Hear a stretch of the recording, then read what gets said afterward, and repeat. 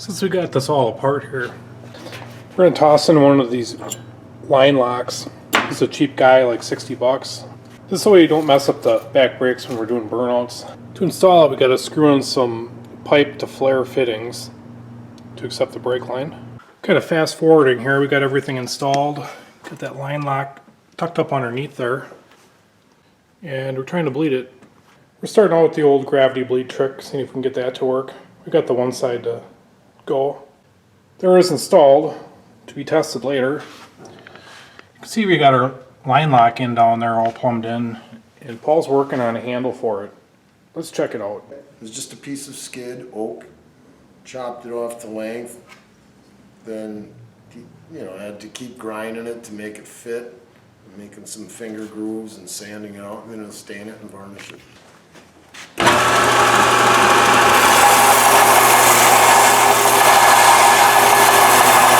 This is the part that's going to show, and the end grain just sucks up stain.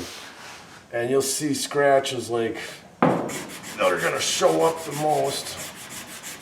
And after you do a whole bunch of other work, it's the same thing like with body work on a car. Guys will do, patching all the metal, bondoing, sanding, and then like the last hour of blocking it out and getting rid of all the waves, they're getting tired, they just want it done, and they paint the car. If they would have just spent a little bit more time, it would have turned out perfect.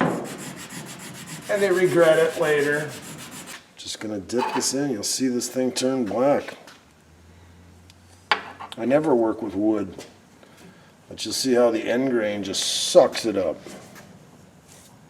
Well, I thought it was going to.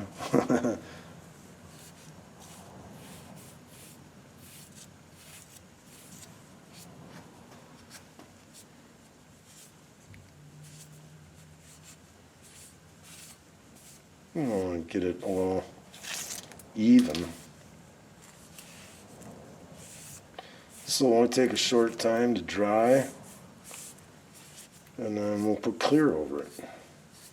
Well, I thought it was going to be the darkest on the top, where the ends of the grains were, but the board was going this way. See, and I cut it out of that chunk, so these are the end grains where it sucked it up. And the rest is, closed cell. Looks pretty good. They always say you're either one or the other. You work with wood or you work with metal, but then I've seen guys that do it all.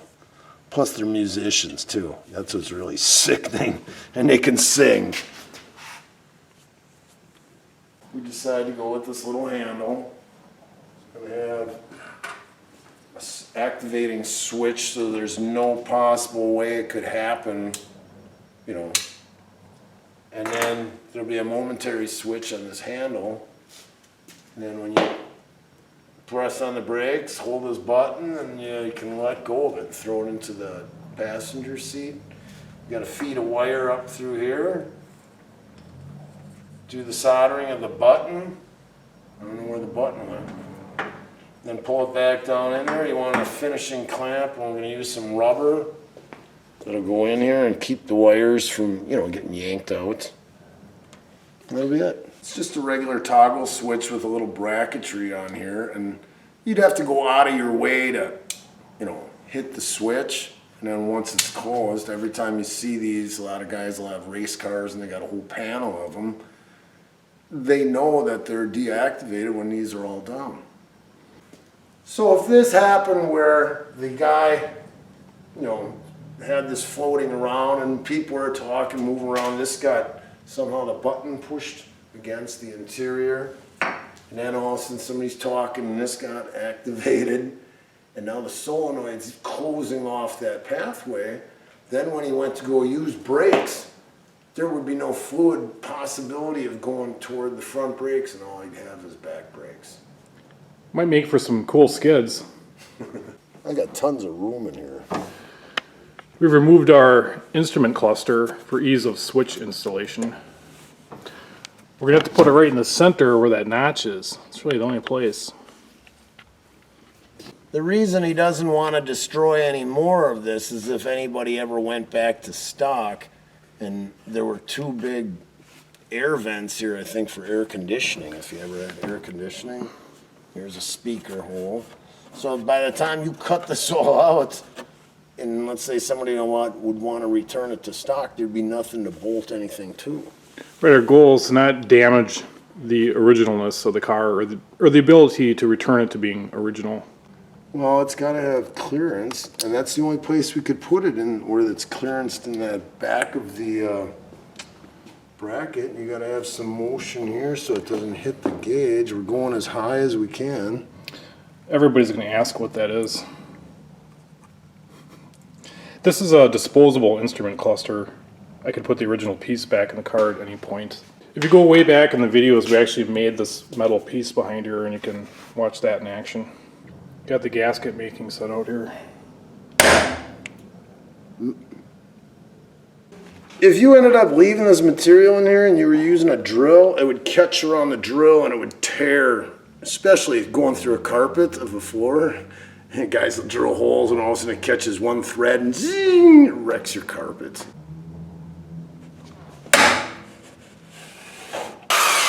I went off center. Nothing like a nice sharp bit.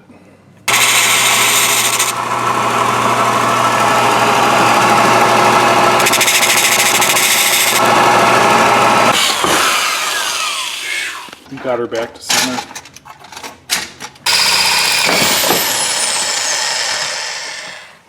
That gets your heart pumping. I wonder if that did anything for the calibration on the gauges. I mean, we got her all soldered up.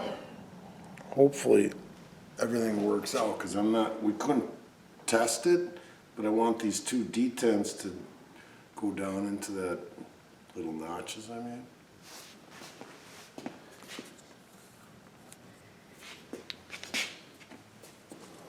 There it is.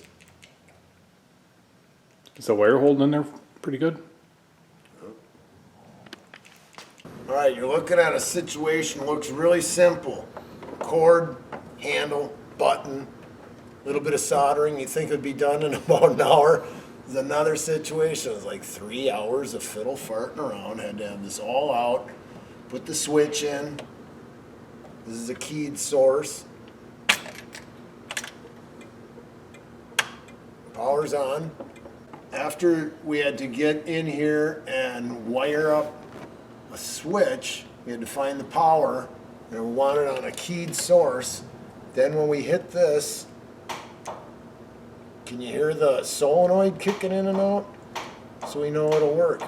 Now he'll take it out and show you how you put the brakes on and keep the oil from going, or the brake fluid from getting back to the master cylinder, and then you don't have to sit there and wear out your back brakes doing a burnout. We're going to test the roll control out now, and in preparation for that we have taken our worn out front tires and put them on the back. And actually each one of these rims has a little bend to it. And one of the next steps for the car is we're looking for a rim and a decent wrinkle wall to get it to launch. We're going to arm this thing. And got our handy dandy switch here. The buttons held, brakes released.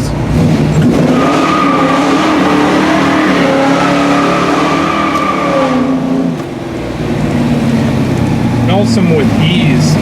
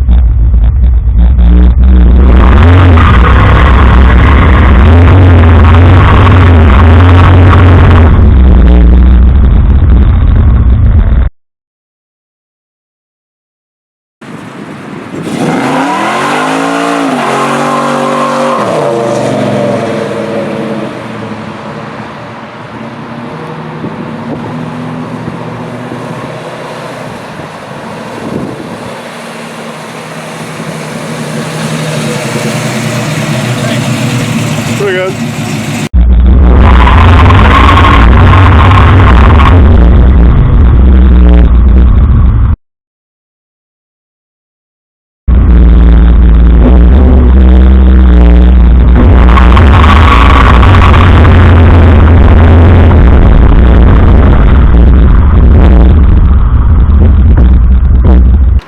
So the first burner was with the roll control, and the second burner was without.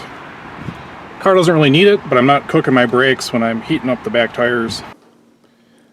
So that's it for burnouts today. One of the next things we're going to be looking at doing here is putting a rev limiter in the car. That's all for now. Thanks for watching.